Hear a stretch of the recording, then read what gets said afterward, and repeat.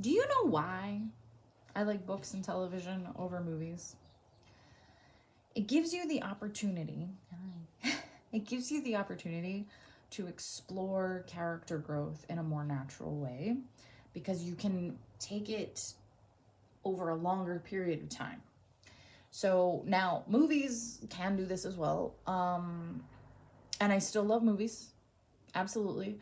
And you can have moments of severe transformation and revelation and awakening in a moment in a movie, and that's great. But I think one of the things that I have learned personally with my leveling up awakenings or revelations about myself and my growth is that sometimes when you just like suddenly are like, oh my God, and I'm a different person and I'm free and all this sort of stuff, you step forward and you're like, nobody knows that about me, and I'm not entirely certain I have the tools I need to accomplish the things that I'm going for. And it's a beautiful experience because to be able to have such clarity about where you are now and where you can be and who you are and that kind of stuff is super powerful. Sometimes it makes it harder to actually go back to your regular life and continue the progress and grow it. And we're gonna scooch so that she can snuggle a little bit. There we go. Is that better? Is that better? Thank you. I know. Thank you. So, what was I saying? Oh yeah, so it makes it harder to go back to your normal everyday kind of thing. But when it's incremental growth, it's like even if it doesn't fully show on the outside, it's like you're building up a well of resources and tools and ability and experience within this new you or whatever that makes it easier to move forward with confidence in even the little things, the big things, whatever's coming up. So that's just like personal growth, identity, people. When I what comes to mind, honestly, is Speed 1, where Keanu Reeves and Sandra Bullock fall in love in this situation, and Sandra Bullock is like, no, we can't get together because it's not going to work, and here's why, and she's done the research and everything like that. And Speed 2, sure enough, it didn't last. And I feel like a lot of those moments when I'm watching a movie, I reading a book, whatever it is, and I'm like, yeah, okay, huge transformation, that's amazing. But part of me kind of like loses the magic of the movie. And not always. But I'm kind of like, how are they gonna wake up on a Wednesday on this one? Like, how's that gonna work? And I wonder if it's gonna stick.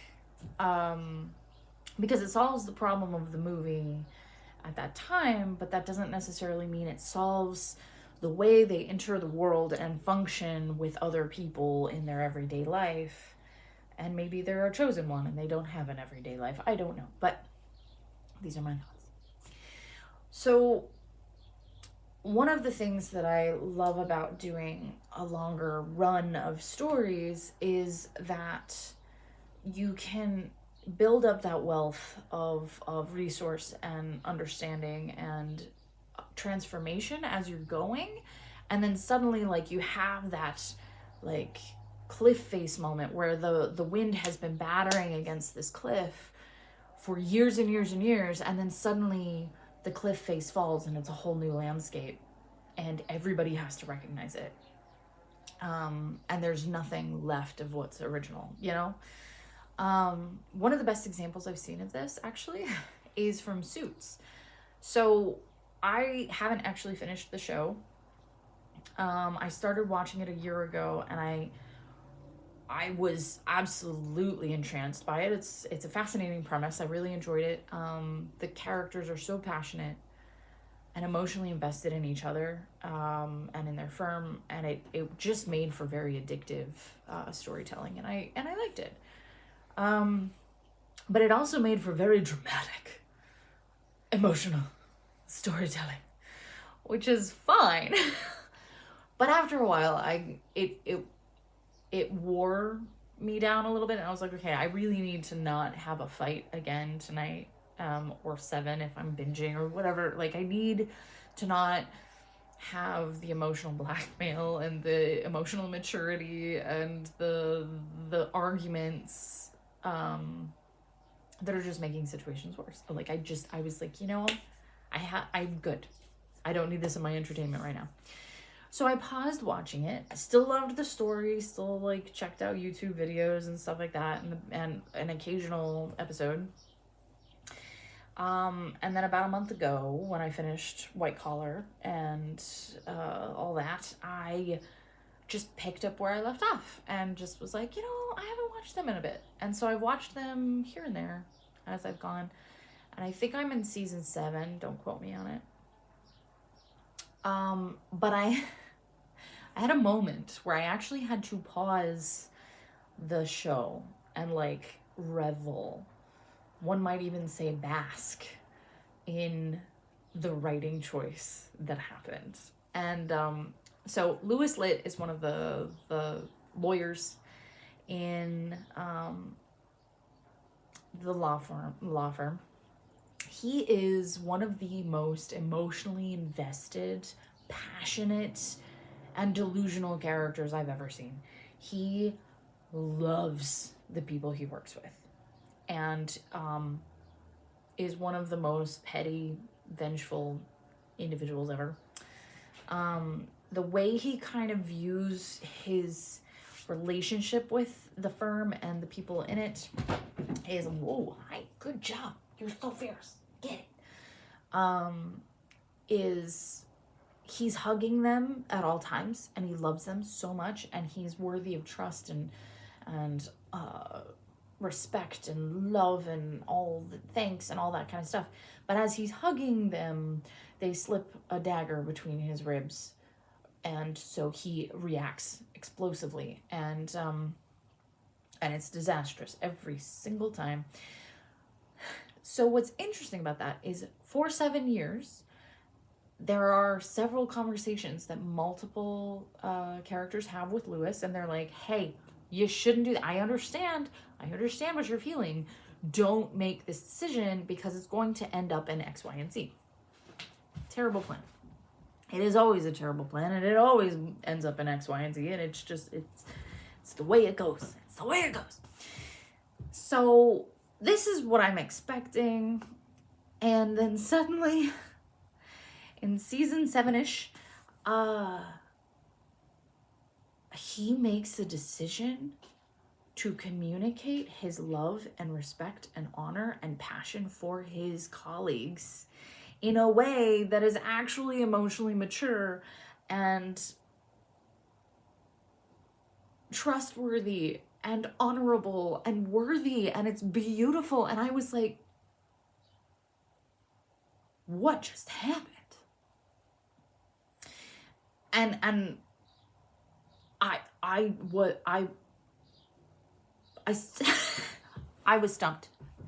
I was just completely stunned, because what I had loved about it is that the writers had the time to chip away at Louis internally until this moment when he suddenly had the resources and the perspective and the wisdom and the experience to express himself in a way that was mature and actually reflected his heart,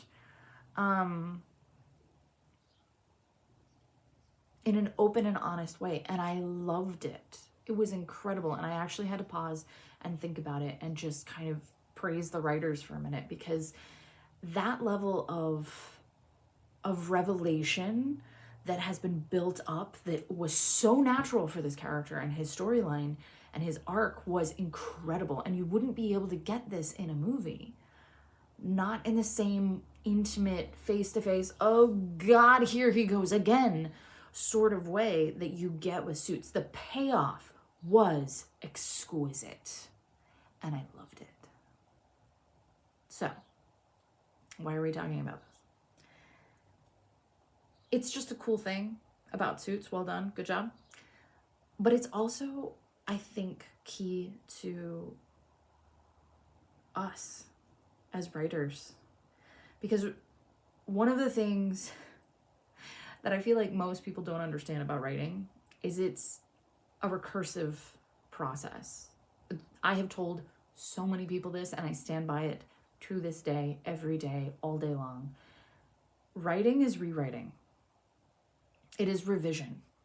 One of my favorite things to do is work developmentally, editing, just fully getting my hands dirty and rearranging things in a text and in a document, because it is powerful.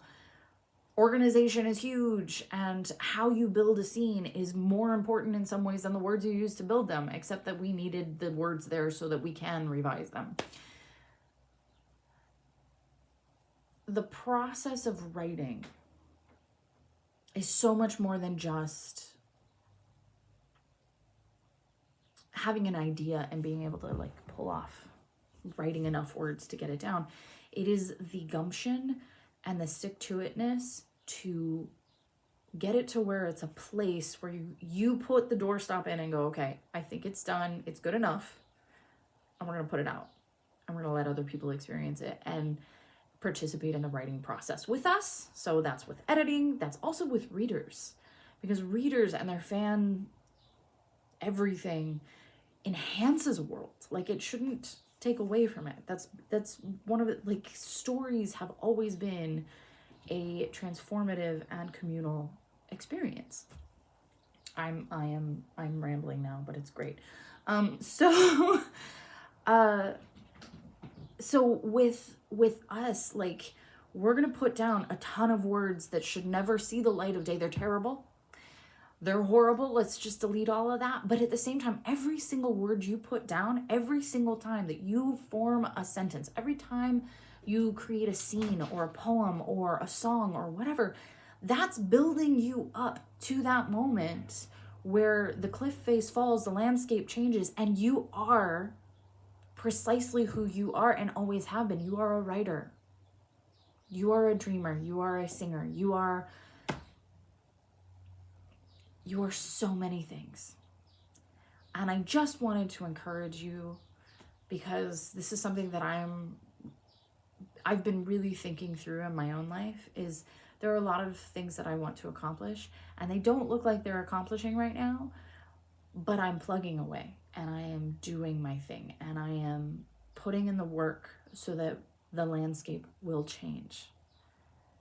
And when it changes, I will be practiced and skilled in walking that out and being that new thing, instead of just going, sweet, I've had a revelation and I have no way to implement it. So, we're living in a TV series, not a blockbuster action flick. If you have anything you want me to talk about, please let me know below. Are there characters that you have that have revelation moments that really genuinely change them? Do you prefer that kind of storytelling, or do you prefer more of the incremental payoff? So let me know down below, and I will see you soon.